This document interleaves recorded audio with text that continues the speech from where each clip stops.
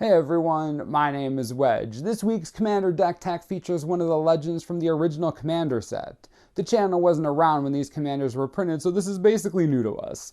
The set featured 3-color commanders and was Wizards' first attempt to make products specifically for the format. While this creature wasn't the basis of the deck, it offered a unique design concept in how commanders could approach combat. Without further ado, let me introduce you to Ruhan of the Fomori. Ruhan of the Fomori hits like a truck. A 7/7 for 4 mana is pretty rare territory for a commander. It's a good start when you make Sigarda or Ural look small. Pretty sweet stuff there. Ruhan's drawback, if that's what you want to call it, is that at the beginning of your combat step, you attack an opponent at random if able. I'm guessing you didn't play a 7/7 just to block, and you probably enjoy Utter Chaos, so we're straight up going to say that this is an advantage. But seriously, Ruhan does have a couple drawbacks. You can't just bully one person at the table since the attacks are random, so you likely aren't going to get what you want unless there is one person at said table. Then they will get beaten to death.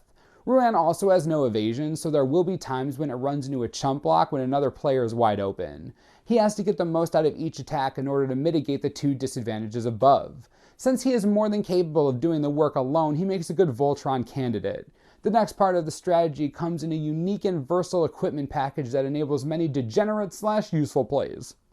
Sunforger is 3 mana for an equipment that gives a creature +4/+0, and we aren't too interested in that. For a red and a white, you can unequip it to search your library for a red or white instant card with converted mana cost 4 or less and cast it without paying its mana cost. The fact that you can use this ability anytime allows you to play both aggressively and look for kill spells, or defensively and hide behind reactionary spells. It may be mana intensive, but Sunforger can be the strongest card in the deck a lot of the time. The other half of the Sunforger interaction is to help Ruhan slam opponents into the ground. 7 power means that the right cards can kill someone in 2 attacks. Boros Charm, Temur Battle Rage, and Psychotic Fury all come out of nowhere and hit for 14 or more. Ride Down can help deal with the chump blocker issue, and Valorous Stance pulls double duty, both protecting Ruhan or clearing out a big blocker. Sunhome isn't as much of a surprise, but will definitely make your opponents uncomfortable when it's active. You probably fear that there are only so many things you can do with Sunforger before it becomes useless. Luckily, Ruhan is a fast enough clock that you don't have to worry. If you need a little help though, Rado Lantern and Mistveiled Plains can help you put your spells back in your library for later reuse. Sunforger is capable of even locking a single player out. Sunforger may seem like it can do it all, but it doesn't hurt to play more equipment. Lightning Greaves and Swiftfoot Boots make Ruhan much harder to deal with. Sword of the Animist is a nice way to load up on mana, and between Sunforger and the other equipment, you'll need a good amount to stay on top. Assault Suit adds some pure chaos to the match, as now everyone gets a chance to attack with Ruhan. Lockstone Warhammer grants the extremely valuable Trample and enables you to plow straight through defenders.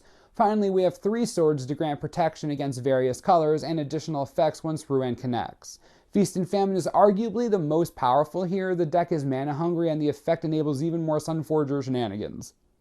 Ruhan can do it alone, but we decided to give him some friends to support the equipment theme. Pure Steel Paladin gets you cards off of your equipment and makes equipping free with Metalcraft. Sunforger and friends just got insane. Stonehewer Giant and Stoneforger Mystic are Voltron mainstays with their tutor effects, not to mention Godo Bandit Warlord right behind them. Tajnar Swordsmith searches for equipment and puts it directly into play as long as you have the mana to pay for it.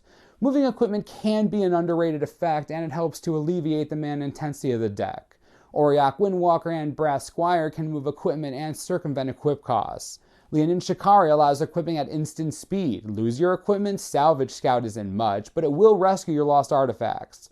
If you like something with a little more size, Sun Titan does the same thing and can carry said equipment. It's a double whammy. The remaining creatures grant some extra utility beyond equipment. Aurelia the War Leader gives you an extra combat step to smash in with Ruhan. Phyrexian Metamorph and Phantasmal Image are versatile clone effects, and Consecrated Sphinx is just good, period. Though a sacrifice outlet is missing in the deck, Revelark and Karmic Guide each make an appearance, again for value's sake. A couple of Planeswalkers also accompany Ruhan into battle. Nahiri the Lithomancer was featured previously in a deck tech and fits in nicely as a way to generate creatures and save on equip costs. Venser the Sojourner is another 5-mana walker that can make Ruhan unblockable and outright steal games. If necessary, you can also blink your own permanents like Metamorph or Sun Titan. The list we're teching today has 23 instants that run the gamut of usefulness. Render, Silent, Double Negative, and Counterflux all protect your board or Ruhan himself. You can dig for removal spells like Chaos Warp, Oblation, Swords, and Path to Exile. Hate artifacts or enchantments? Wear, Tear, Into the Core, and Return to Dust, deal with those. Dismantling Blow, Cerebral Vortex, or Steam Augury can help you dig for more answers. Naturally, a 3-color deck requires a ton of fixing to work, especially with an aggressive commander like Ruhan. So that we can ensure it reliably hits on turn 4, we have a variety of filters, duels, Ravnica duels, and checklands. Shinka, Minamo, and Iganjo Castle all add colors and provide Ruhan with additional effects. Heck, you can even use Minamo to make Ruhan block. Academy Ruins is solid as always, giving us another way to regain lost equipment. Naturally, we get Command Tower as well as Mystic Monastery for our tri-lands. If lands aren't enough, Chromatic Lantern and Coalition Relic are two of the best kinds of fixing.